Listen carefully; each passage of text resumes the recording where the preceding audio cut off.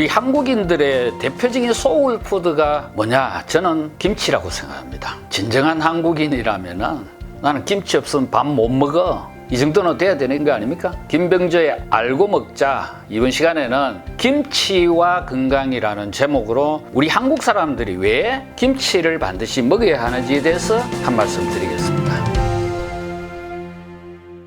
여러분들 프로바이오틱스라는 말 들어보셨죠? 요즘 방송을 통해서 많이 회자되는 단어입니다. 프로바이오틱스가 뭐냐? 우리 몸 인체의 장기 중에 이제 대장 속에는 세균과 바이러스가 굉장히 많이 들어 있습니다. 무게로 따지면은 각각 1.5kg씩 합쳐서 3kg이나 됩니다. 그리고 그게 숫자로 따지면은 수십조 개의 세균과 바이러스가 우리 장 속에 존재를 합니다. 그런데 이 세균, 영어로 말하면 박테리아입니다. 이 세균 중에는 우리 몸에 유익한 역할을 하는 유익균이라는 게 있고 또 해로운 역할을 하는 유해균이라는 것도 존재를 합니다. 그리고 또 중간에는 양다리 걸치는 중간균도 있습니다. 이 중간균은 유익균이 많아질 것 같으면 유익균에 붙고 유해균이 득세할 것 같으면 유해균에 붙고 하는 그런 양다리 걸치는 중간균도 있습니다. 그런데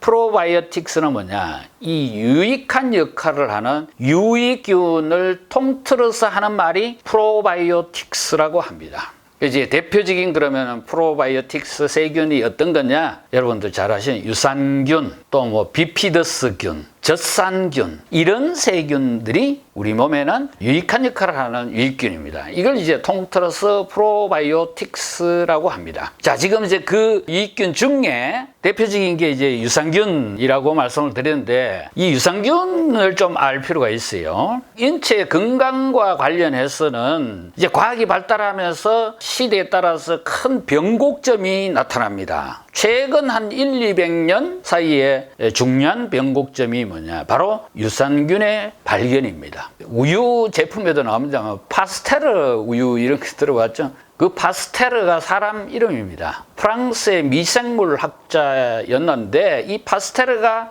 1857년에 처음으로 유산균을 발견했어요. 근데 처음 발견할 때는 유산균이 좋은 의미로 발견된 게 아니에요. 파스테르가 처음 발견한 유산균은 뭐냐? 포도주가 발효되고 발효가 지나치면 산패가 되는데 그 산패의 원인을 제공하는 것이 바로 이 유산균이더라. 이렇게 이제 발견한 거예요. 근데 그 뒤에 그 제자 파스테르 연구소에 이제 소속된 티제르라는 학자가 한 32년 후에 뭘 또 발견했냐면 비피더스균이라는 유익균을 발견했어요. 이 비피더스균은 어디에서 발견했냐면은 엄마 젖을 먹는 아가의 장 속에서 발견한 거예요. 그래서 그때는 이제 발견만 한 거예요. 그런데 1907년, 그러니까 파스테르가 처음 이제 그 유산균을 발견한 시점으로 따지면 50년 후에 역시 파스테르 연구소 소속의 메치니코프라는 미생물학자. 이 사람은 이제 태생은 러시아지만은 프랑스에 귀화를 해서 프랑스 국적을 가진 과학자였는데 이 사람이 뭘 주장했냐면은 유산균 유용슬을 주장을 했어요. 이 유산균이 장내에 있을 경우에는 우리 몸에 유용한 역할을 한다. 이렇게 이제 유산균 유용슬이라는 걸 자신의 생명론이라는 논문에서 이제 처음 주장을 합니다. 그게 1907년이에요.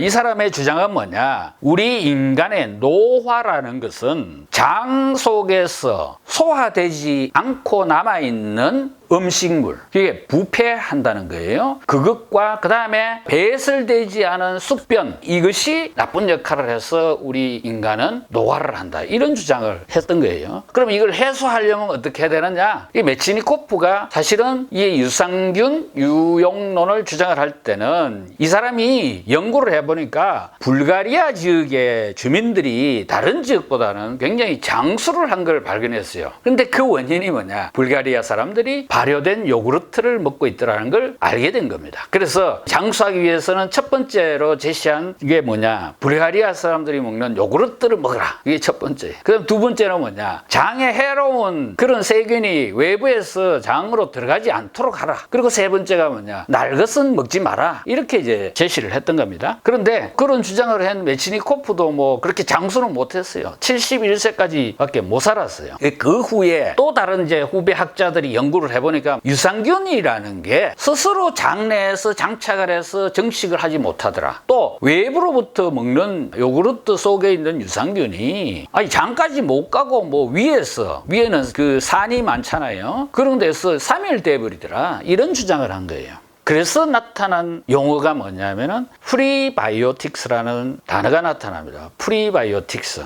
한마디로 말하면 뭐냐, 아까 이야기한 그 유익균들, 장내에 있는 프로바이오틱스의 먹이가 되는 식품 속의 물질을 프리바이오틱스라 그럽니다. 그러니까 이 프리바이오틱스를 먹어야만이 장 속에 있는 프로바이오틱스는 에너지원을 섭취를 해서 번식을 하고 활발한 활동을 한다. 이런 이제 연구 결과가 나온 거예요. 그러니까 중요한 거는 뭐냐, 장 속에 아까 얘기했는데 유익균이 있고 유해균이 있다 그랬는데 이 프리바이오틱스는 유익균, 프로바이오틱스가 선별적으로 섭취하는 먹이에요. 유해균은 이걸 안 먹어요. 그래서 뭐냐, 장 속에 이게 프리바이오틱스가 들어가면은 장 속의 세균 균형이, 유익균이 팍 늘어나고 유해균은 상대적으로 줄어드는 그런 역할을 하는 겁니다. 그래서 건강한 몸이라면은 유익균과 유해균의 균형이 8대2가 돼야 된다는 겁니다. 그 역할을 해주는 게 바로 이제 프리바이오틱스입니다. 그러면 이제 프리바이오틱스는 아까 이야기한 대로 식품 속에 들어있는 물질이라 그랬잖아요. 그럼 어떤 식품에 이 프리바이오틱스가 많으냐? 첫 번째는 식이섬유가 많은 채소와 과일에 이게 많습니다. 대표적으로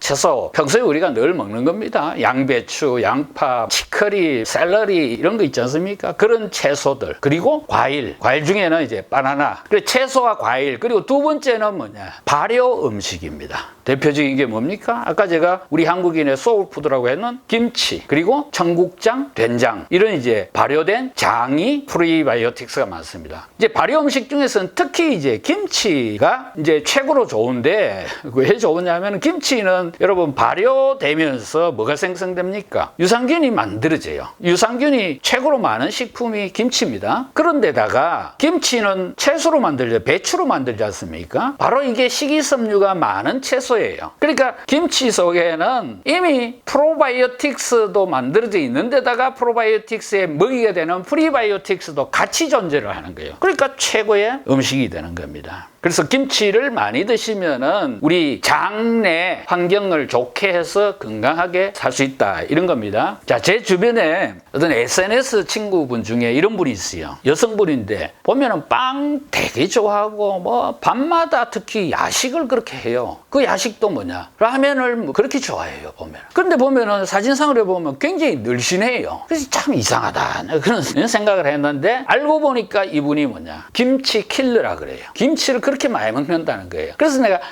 왜 이분이 그렇게 야식을 많이 먹고 하는데도 건강한 몸을 유지를 할 수 있었던가, 그게 김치였구나, 이런 생각을 합니다. 자, 그런데 거꾸로 여러분, 물만 먹어도 나는 살이 쪄, 이런 사람이 있죠. 진짜 물만 먹어도 살이 찌는 사람이 있어요. 그게 왜 그러냐? 아까 얘기한 대로 우리 장내에는 유익균, 프로바이오틱스와 유해균이 있는데 이 균형이 거꾸로 되면은, 다시 말하면은 유해균이 많으면은 물만 먹어도 살이 쪄요. 그래서 유해균은 다른 말로 비만균, 또 심한 말로 뚱보균, 이렇게 표현을 합니다. 그래서 뭘 먹느냐가 중요한 것이 아니라 우리 장내에 세균 밸런스가 어떠냐에 따라서 살이 찌느냐 안 찌느냐, 또 염증이 생기느냐 안 생기느냐, 이 장내, 대장내에 그런 세균 균형이 또 하나 중요한 거는 뭐냐면은 면역력에 크게 좌우가 됩니다. 우리 면역세포의 60%는 바로 그 장내에 존재를 해요. 그래서 이 세균 밸런스가 좋은 사람은 면역력이 뛰어나고, 그렇지 못한 사람은 면역력이 떨어져요. 그럼 면역력이 떨어지면 뭡니까? 병에 잘 걸리지 않습니까? 그래서 이 김치를 많이 드셔야 되는 이유가 바로 우리 장 건강에만 좋은 것이 아니라 우리 전체 질병을 예방하는 데도 매우 중요한 거다. 그래서 김치는 여러분 발효식품, 건강식품을 넘어서 다이어트 식품이라고 해도 과언이 아닙니다. 그래서 우리 대한민국 국민들의 소울푸드인 김치 자주 많이 드시고 항상 건강한 생활 유지하시도록 바라면서 이 시간 마무리하겠습니다.